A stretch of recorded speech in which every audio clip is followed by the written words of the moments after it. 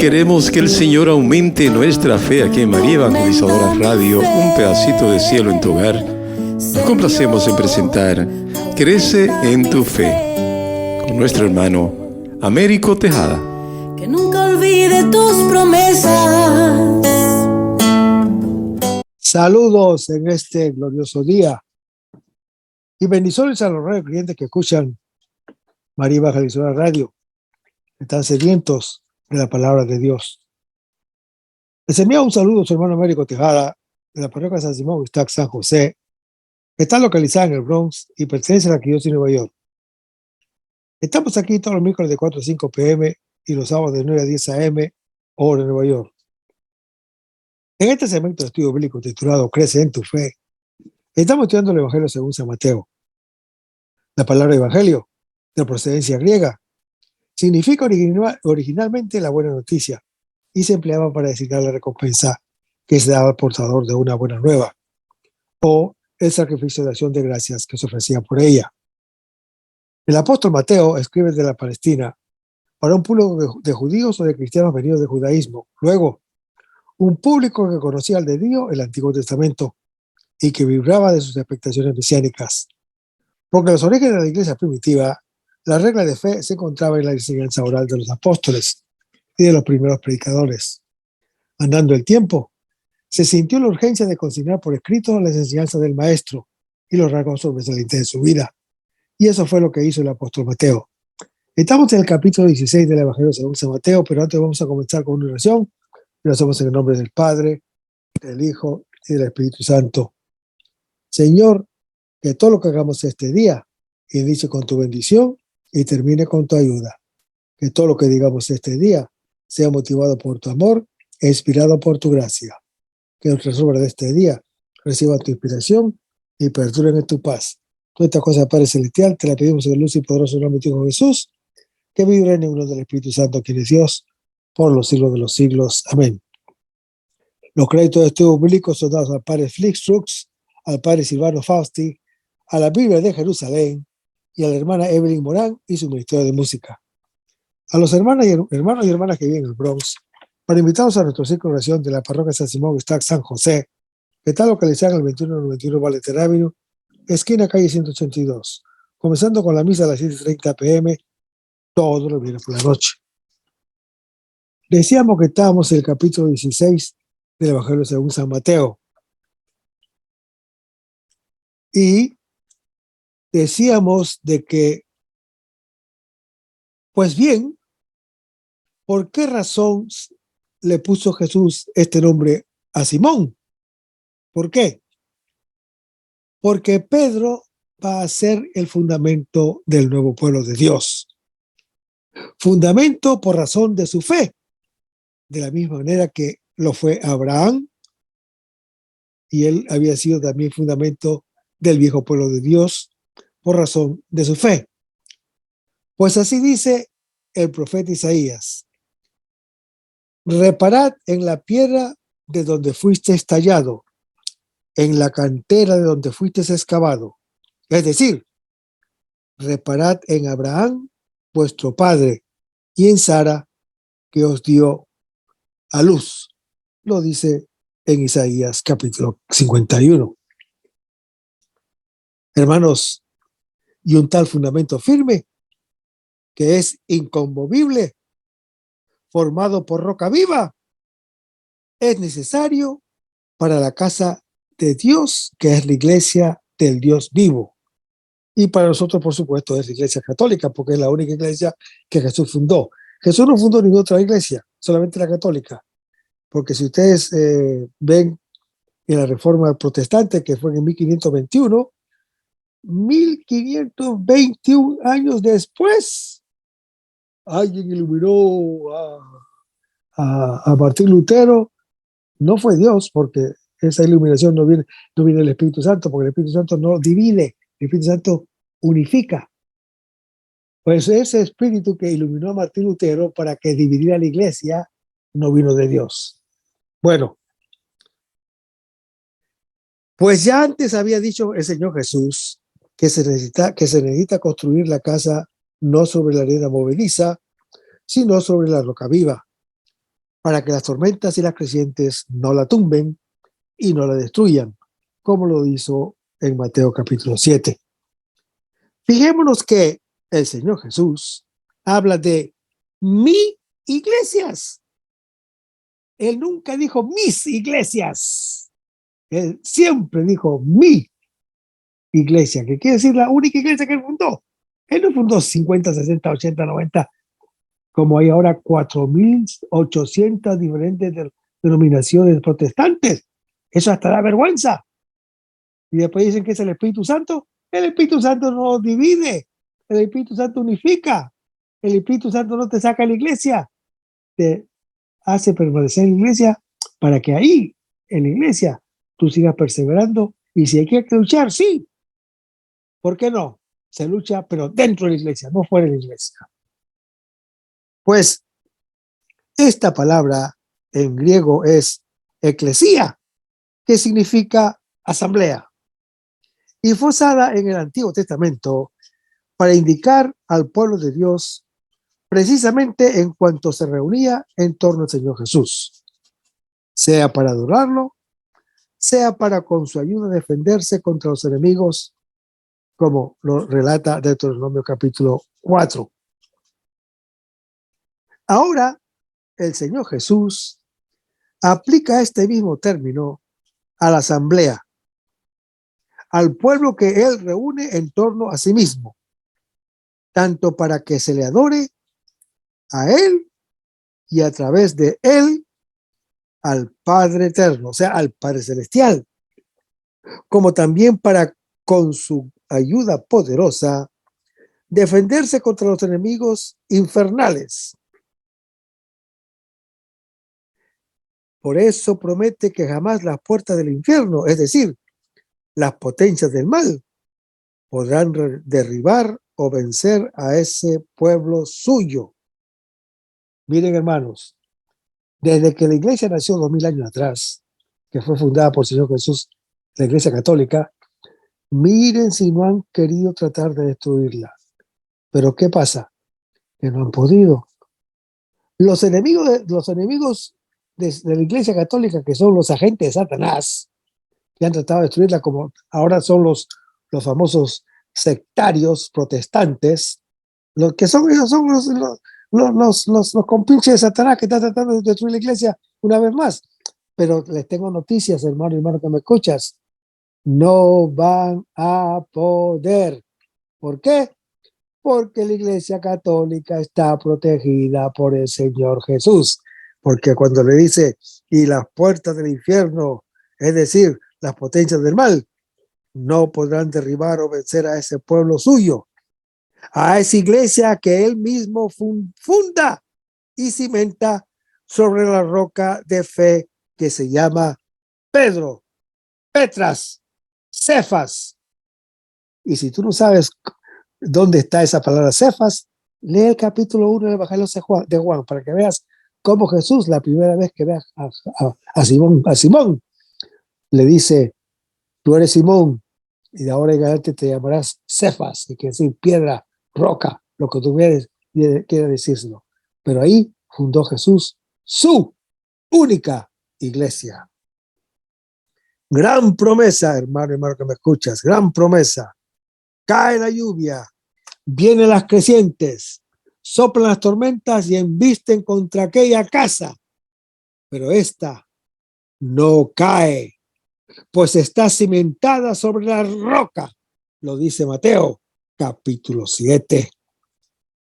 Ciertamente, hermano que me escuchas, el que no cae no se debe a Pedro en sí, sino a aquel que está con Pedro y actúa por medio de él, es decir, Cristo mismo que dijo, sabed que estoy con vosotros todos los días hasta el fin del mundo, en Mateo capítulo 28.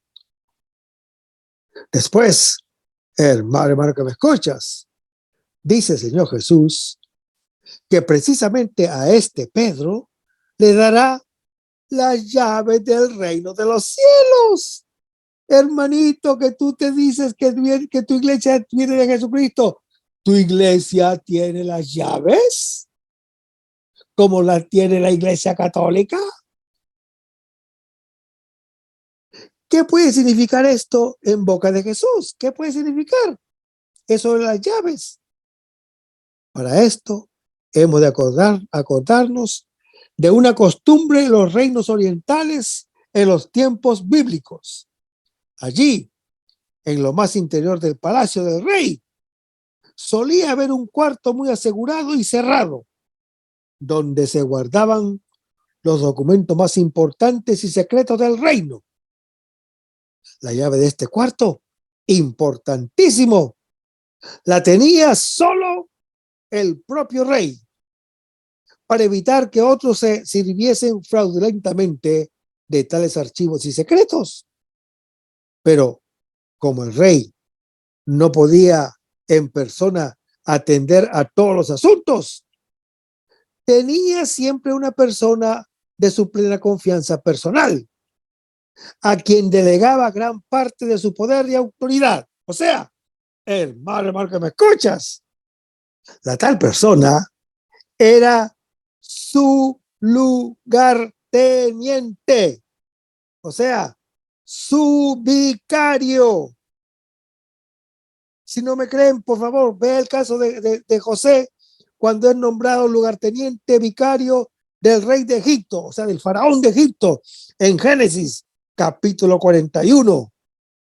Pues bien, hermano que me escuchas, como símbolo de esta delegación de poderes, el rey solía confiar a su vicario o virrey esas llaves que guardaban los secretos más importantes del reino.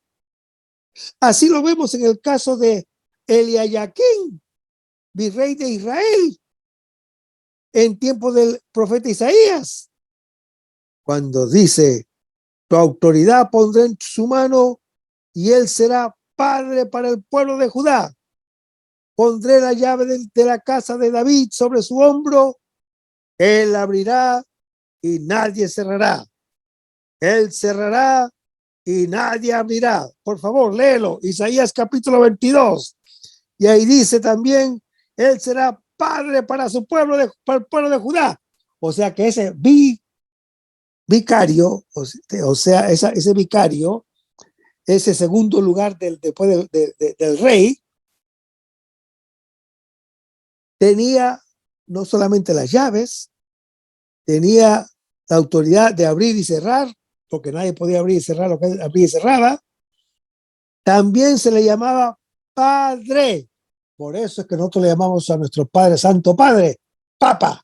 Si en caso no te has enterado, hermanos protestantes, estudia la Biblia. El Señor Jesús aplica ahora esta idea que viene de la gobernación política a la organización de su reino de Dios, que es la iglesia. Desde luego, él mismo es Rey, Cristo Rey, que de por sí posee todo el poder y plena autoridad. Así lo declara la Escritura bajo la imagen de la llave, cuando dice: él es el santo y el veraz, que tiene la llave de David. Si él abre, nadie podrá cerrar. Si él cierra, nadie podrá abrir. Y eso está en Apocalipsis capítulo 3. Este poder pleno del Señor Jesús consiste en concreto en abrir a los hombres las puertas de la salvación, admitirlos a la casa de su Padre en el cielo. Pero la puerta es estrecha y el camino que lleva a la vida es angosto. De modo que son pocos los que dan con ellos. Lo anuncia Mateo capítulo 7. De hecho, solo el Señor Jesús es la puerta, nos dice Juan capítulo 10. Solo Jesús es el camino, lo dice Juan capítulo 14. Sin embargo, hermano que me escuchas, para que nosotros podamos entrar por esta puerta que es el Señor Jesús, él mismo le ha confiado al apóstol Pedro, su vicario, la llave. Por eso para delegarle a Pedro su poder soberano, Cristo Rey le dice ahora: a ti te daré las llaves del reino de los cielos. Lo que tú ates en la tierra quedará atado en el cielo, pero lo que tú desates en la tierra quedará desatado en el cielo. Hermanos, todo lo que haga el primer papa de la Iglesia Católica, Pedro, todo lo que él haga será respaldado en el cielo. Y no lo digo yo, lo dicen las Sagradas Escrituras. Bendito y alabado sea el nombre de Jesús. Cuestión es ahora, ¿qué significan aquí las palabras atar y desatar? Tienen un sentido doble. Primero, por un lado, indican un sentido disciplinar, es decir, Pedro y sus sucesores tienen en la iglesia el poder y el deber de admitir la gente al reino de Dios en la tierra, es decir, en su iglesia, en la iglesia de Jesús, o excluir de ella. El Señor Jesús mismo hablará más expresamente sobre tal posible exclusión o excomunicación en Mateo capítulo 18. Cuando se trata de un hermano que resulta ser incorregible, en tal caso, el Señor Jesús dice que hay que excluirlo de la comunidad eclesial. Y así lo hacían los apóstoles. Por ejemplo, cuando San Pablo, en el caso de Corinto, que está como está narrado en 1 Corintios capítulo 5, y el caso de Himeneo y Alejandro, está relatado en 1 Timoteo capítulo 1. Segundo, por otro lado, la expresión atar y desatar tiene también un sentido moral de perdonar los pecados o no perdonarlos si la persona no tiene arrepentimiento o afán de corregirse. Esto el Señor Jesús lo explicará más cuando otorga ese poder de perdonar a todos los apóstoles en Mateo capítulo 18.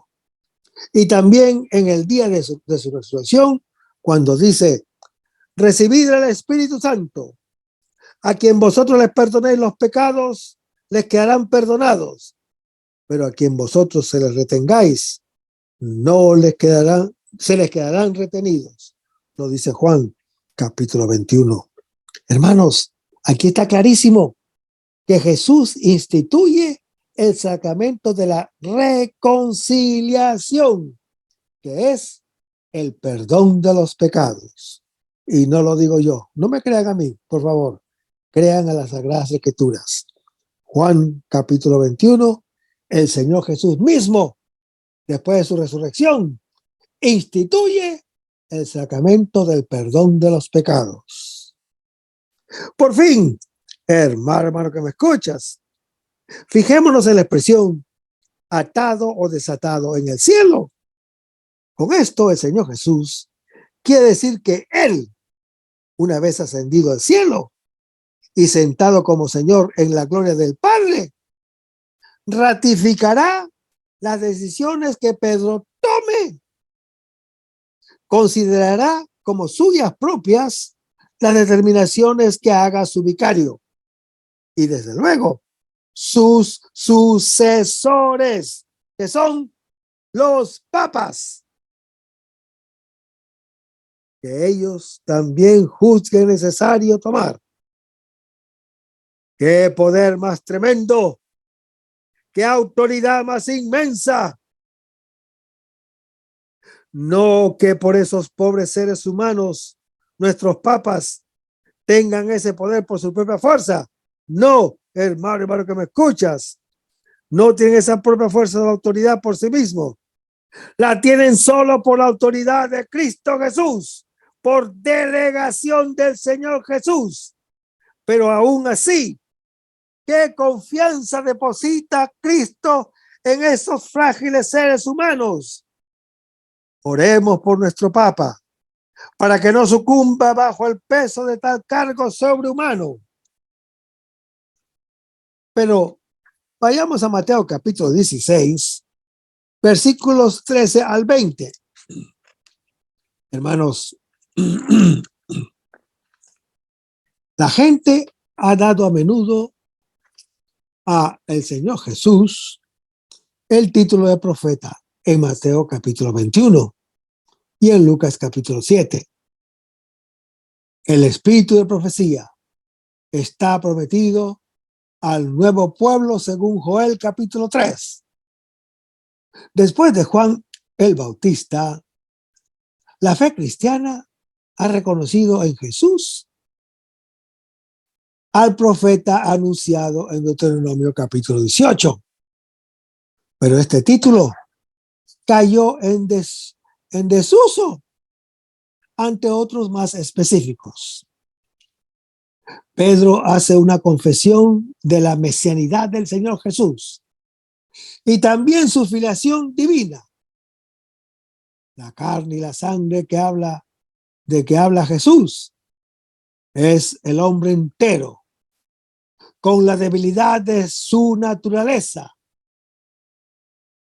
La palabra iglesia significa asamblea. A veces en el Antiguo Testamento designa a la asamblea del pueblo santo en Deuteronomio capítulo 9. Jesús da a este nombre a la comunidad con la que sella la nueva alianza, según Mateo capítulo 26, de la que Pedro, el apóstol, será la primera piedra. Como el reino de Dios, la iglesia comenzará en la tierra por una sociedad organizada, cuyo jefe Jesús instituye. La palabra abismo, en griego Hades, corresponde al Seol judío, por supuesto, y designa la región de los muertos, según Números capítulo 16. Las puertas personificadas representan las potencias del pecado y de la muerte, de cuyo imperio la iglesia, después del Señor Jesús, arrancará a los elegidos, según lo anuncia 1 Pedro capítulo 3. Ahora, atar y desatar, en el lenguaje de los rabinos judíos, es condenar y absolver, prohibir y permitir. Hermanos, el apóstol Pedro, mayordomo de la casa de Dios, tiene el poder disciplinario de abrir o cerrar el acceso al reino de los cielos y de administrar la comunidad con decisiones que serán ratificados por Dios. Este poder lo debe ejercer el apóstol Pedro en el orden de la fe, que es así como es jefe de los demás apóstoles y de la iglesia futura.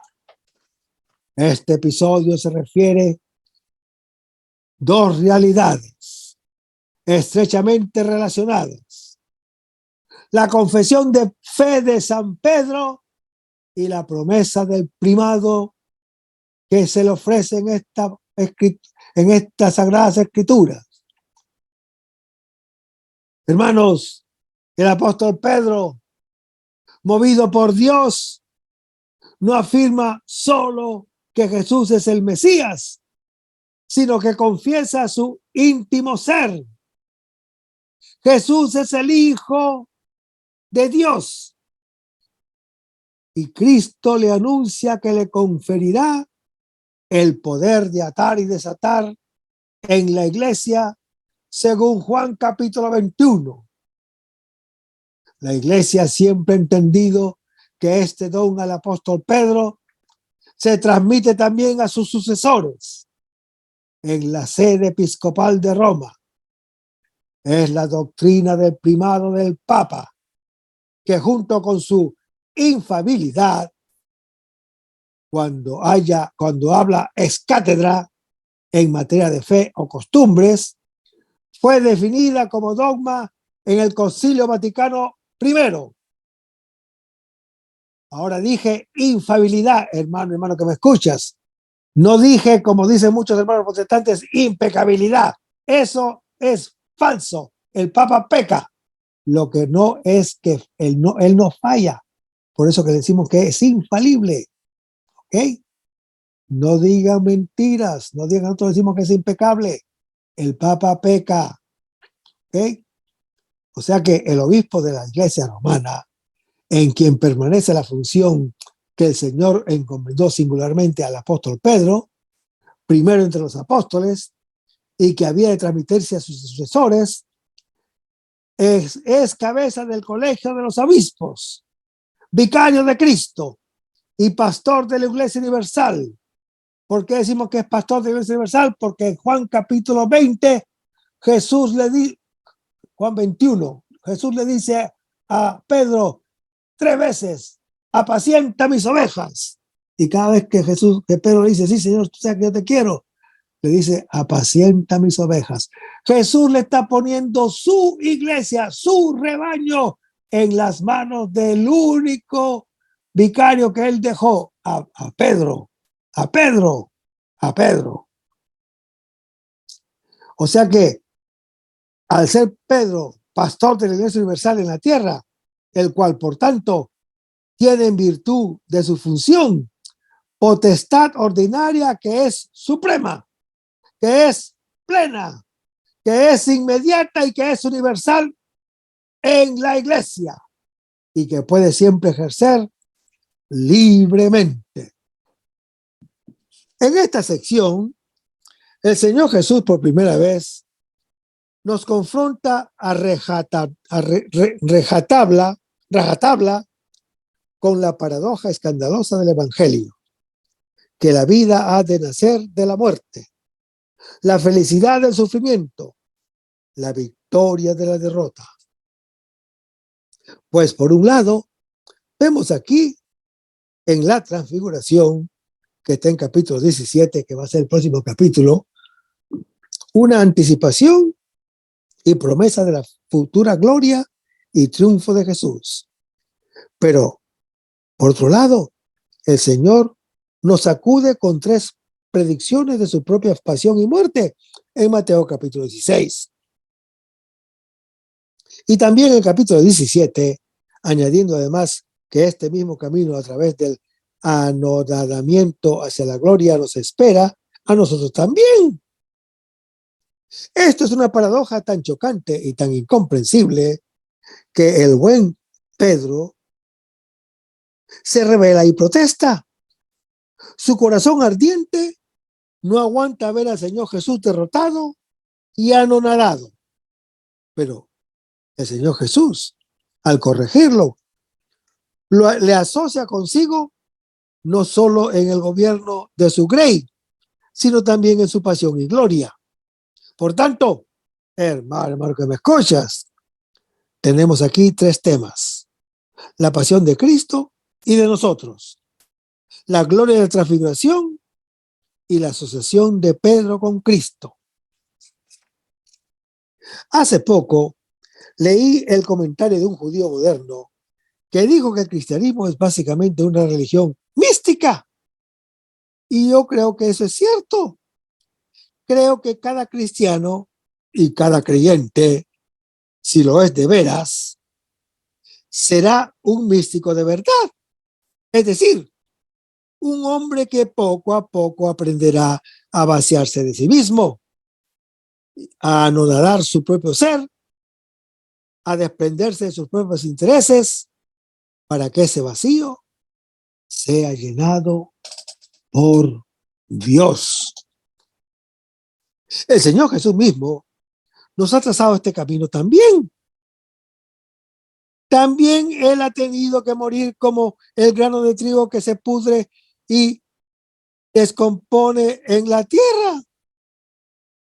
Solo así ha llegado de nuevo a unirse totalmente con Dios, abriendo además el camino para nosotros para llegar a esta misma meta.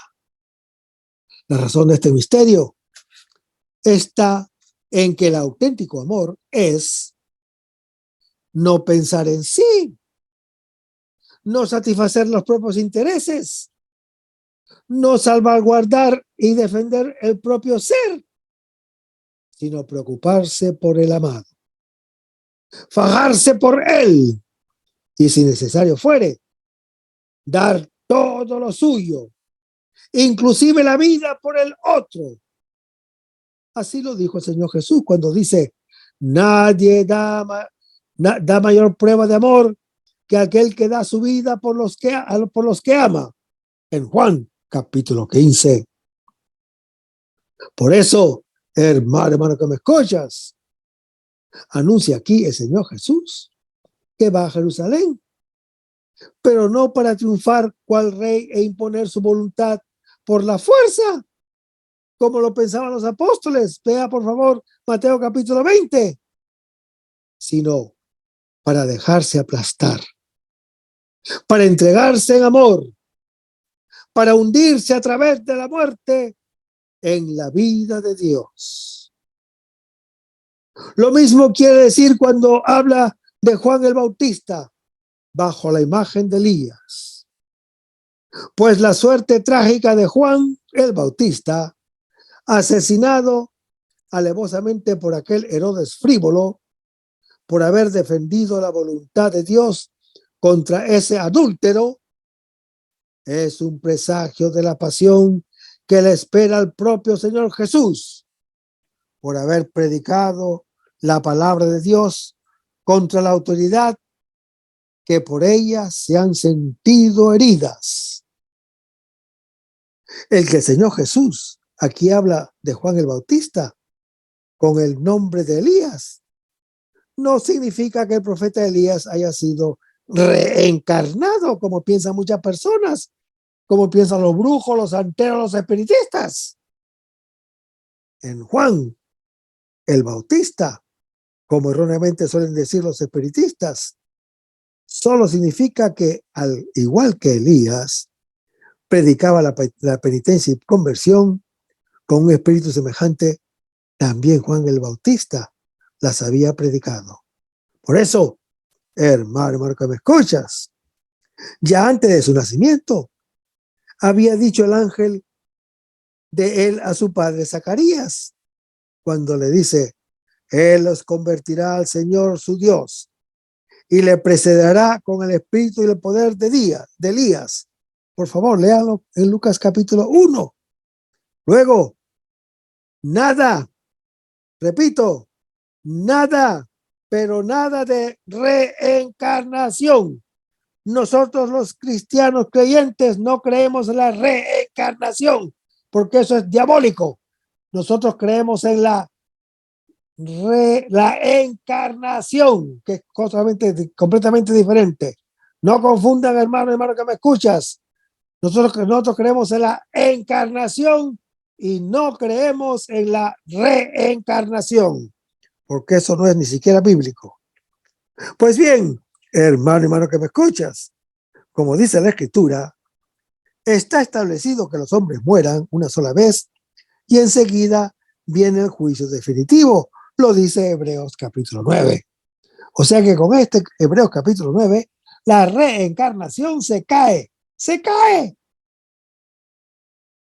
Pero si el camino de Cristo va a ser un vía crucis, así ha de serlo también para nosotros.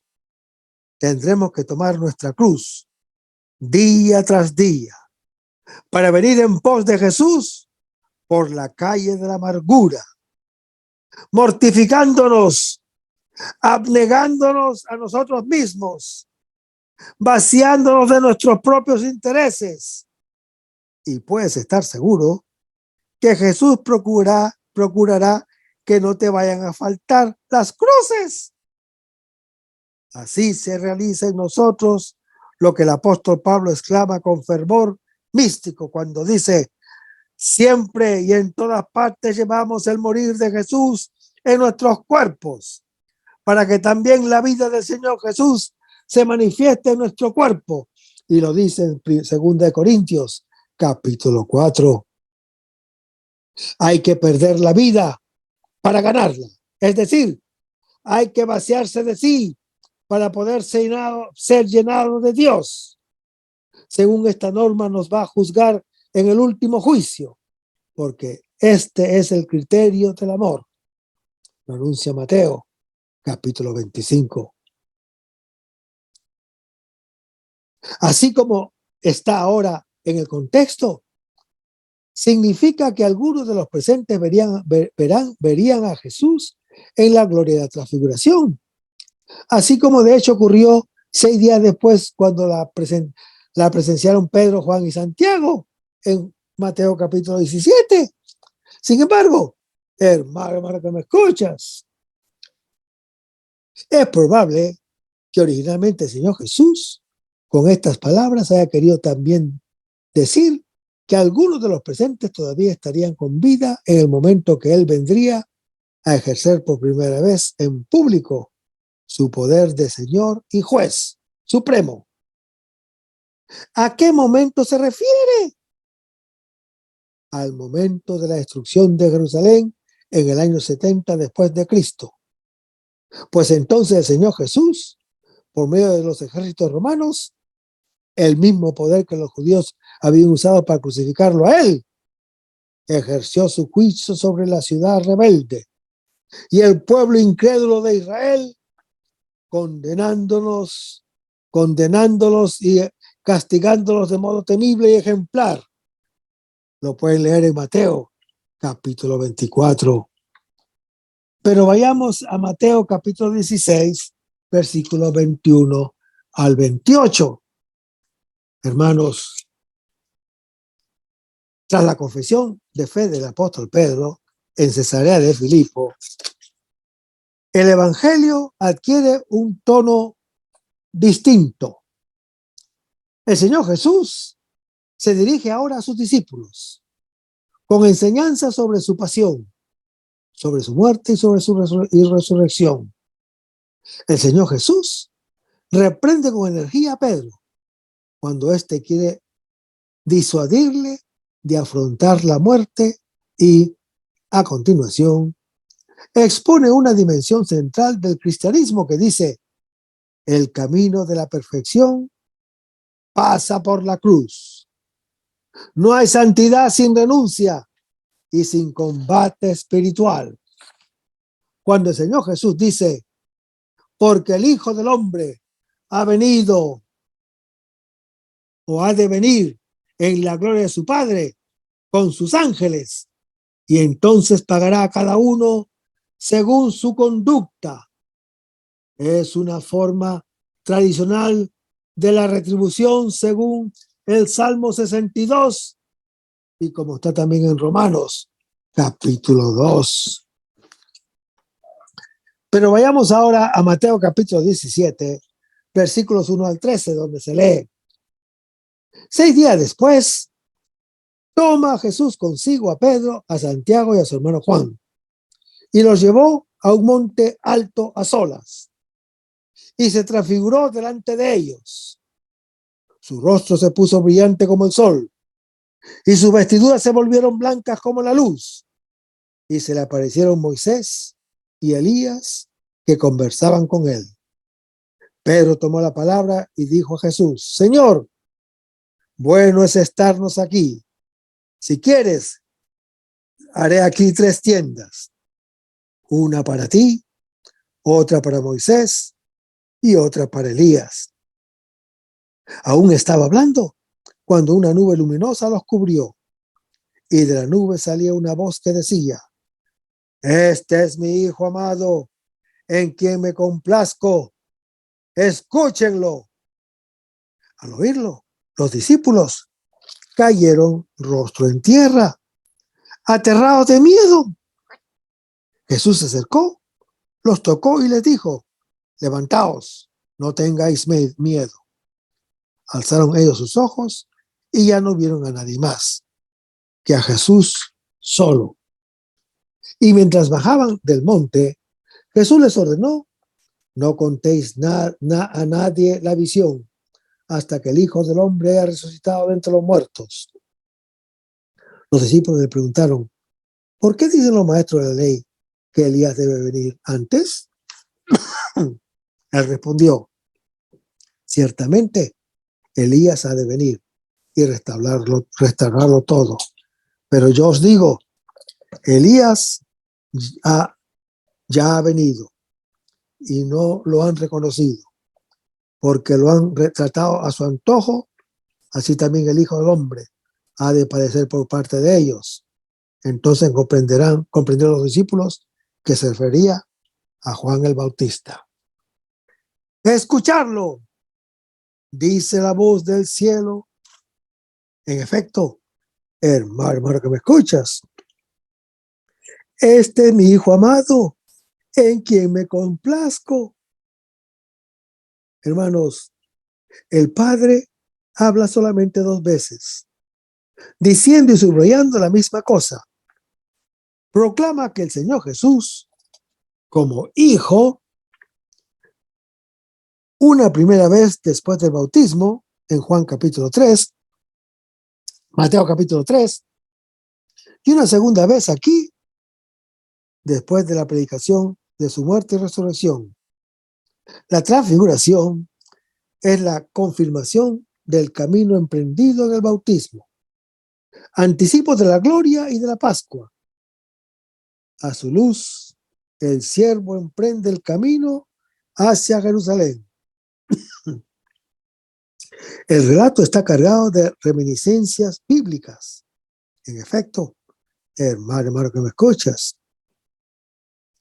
en el Nazoreo se cumplen las profecías, como está en Mateo capítulo 2.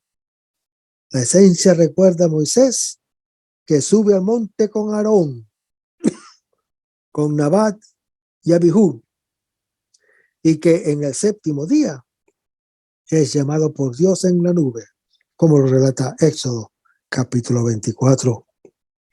Además, hermano que me escuchas, recuerda a Moisés que baja del monte con el rostro resplandeciente en Éxodo capítulo 39, y que promete al final un profeta del cual dice escucharlo en en Deuteronomio capítulo 18.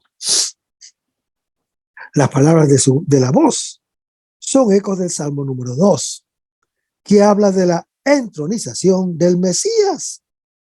Aluden además el sacrificio de Isaac, el hijo amado, en Génesis capítulo 22, y al primer canto del siervo de Yahvé, en quien se complace mi alma, como lo anuncia Isaías capítulo 42. Precisamente, como siervo de los creyentes, el Hijo del Hombre es el Hijo amado. La misma palabra de Dios que hay que escuchar. La irradiación de la gloria del Padre Celestial. El Mesías que nos salva. El Padre confirma de este modo lo que Jesús acaba de decir. Reconoce a aquel que acepta ser reconocido como reconocido por Pedro como el Cristo y el Hijo de Dios. El que afirma que es el siervo que sufre, a quien Pedro no acepta. El que llama a recorrer su mismo camino y se declara juez del mundo.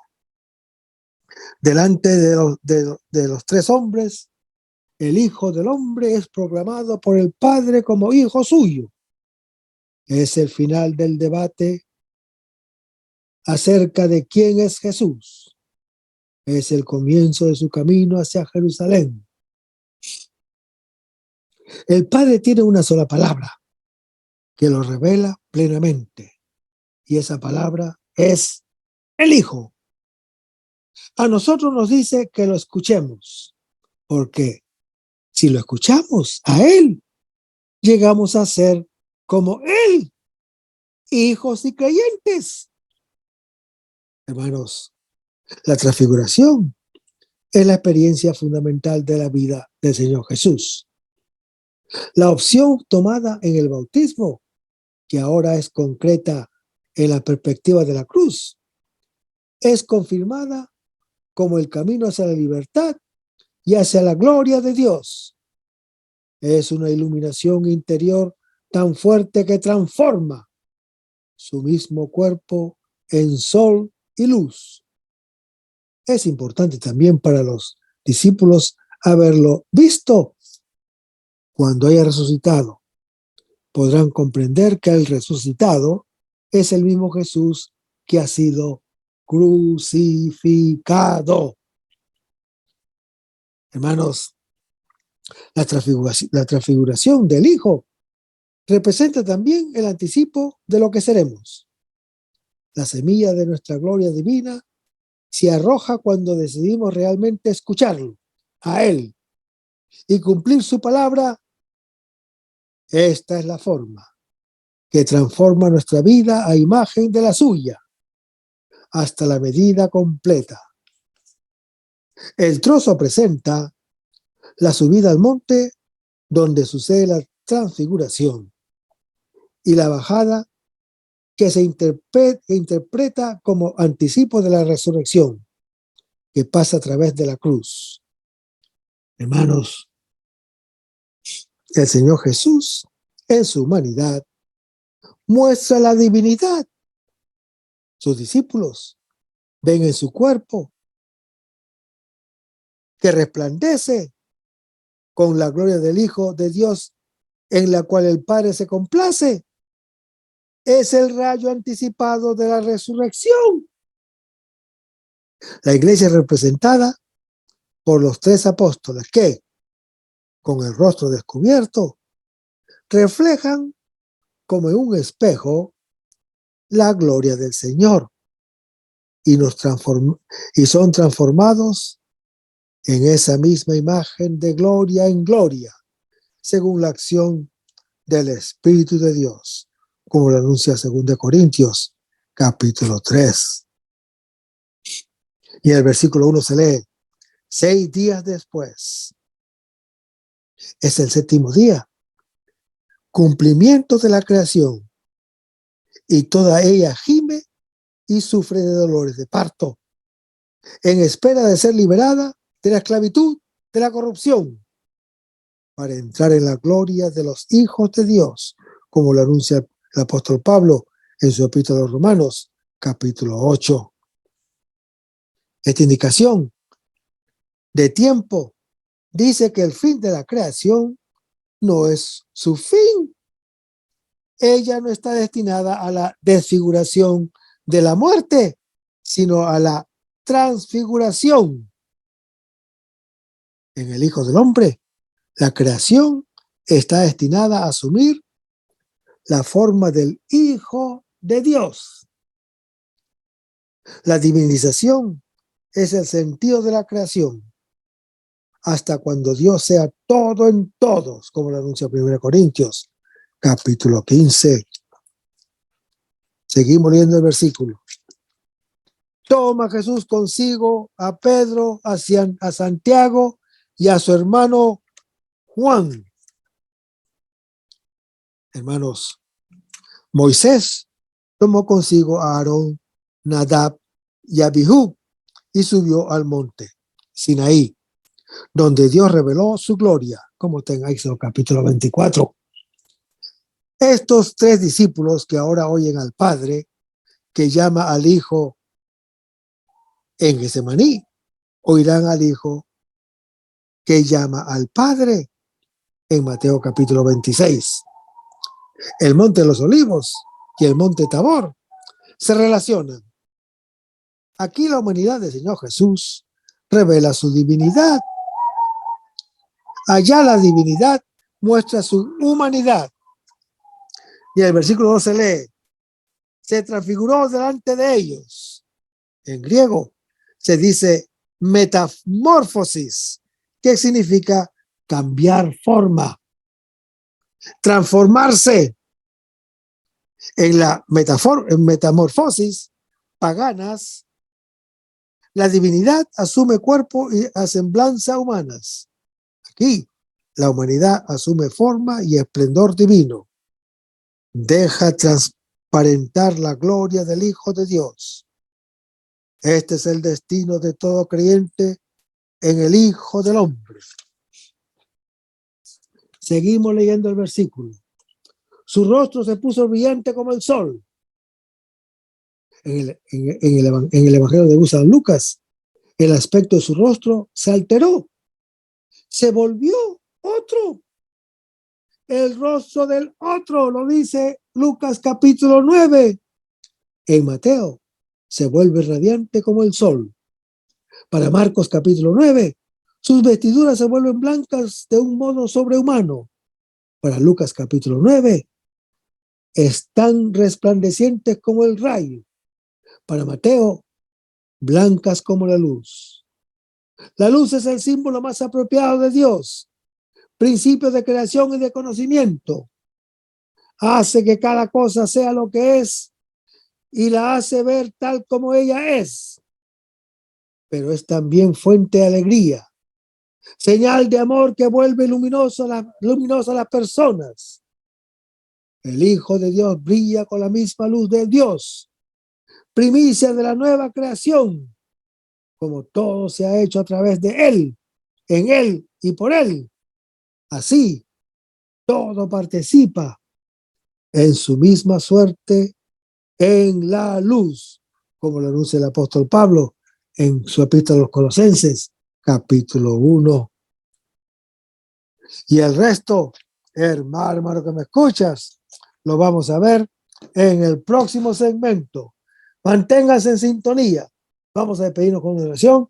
Lo hacemos en el nombre del Padre, del Hijo y del Espíritu Santo. Señor Jesús, ayúdanos a conservar el fervor espiritual, la dulce y confortable alegría de evangelizar, incluso cuando hay que sembrar entre lágrimas, como Juan el Bautista, como lo hicieron los apóstoles Pedro y Pablo y los otros apóstoles, y también esa gran multitud de evangelizadores que se han sucedido a lo largo de la historia de la Iglesia Católica, con un ímpetu interior que nada ni nadie sea capaz de extinguir. Señor Jesús, que sea esta la mayor alegría de nuestras vidas entregadas al Evangelio. Y ojalá que el mundo actual pueda así recibir la buena nueva de tu Evangelio, porque tenemos la tarea de anunciar el reino de Dios y de implantar tu iglesia en este mundo que todavía no te conoce. Todas estas cosas, Padre Celestial, te las pedimos en el dulce y poderoso nombre de tu Hijo Jesús, que vive y reine uno del Espíritu Santo, quien es Dios, por los siglos de los siglos. Amén. Hasta el próximo segmento. Que el Señor nos bendiga.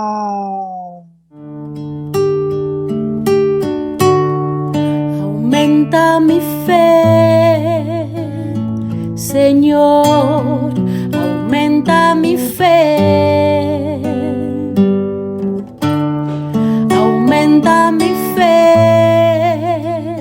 Señor, aumenta mi fe. Que nunca olvide tus promesas, que nunca olvide tus palabras, que Él lo crea, que no lo dude jamás. Tu palabra me dice: todo el que pide se le dará, y el que toque a la puerta se le abrirá. Todo es posible para ti, Señor. Aumenta mi fe, Señor, aumenta mi fe. Aumenta mi fe, Señor, aumenta mi fe. Aumenta mi fe, aumenta mi fe, aumenta mi fe, aumenta mi fe, aumenta mi fe, aumenta mi fe.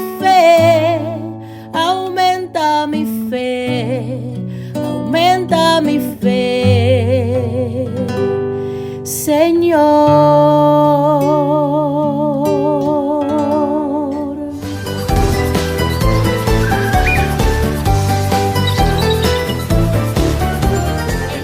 María Evangelizadora Radio. Un pedacito de cielo en tu hogar. Evangelizando para el mundo. 100% católica. Sí, yo estoy aprendiendo.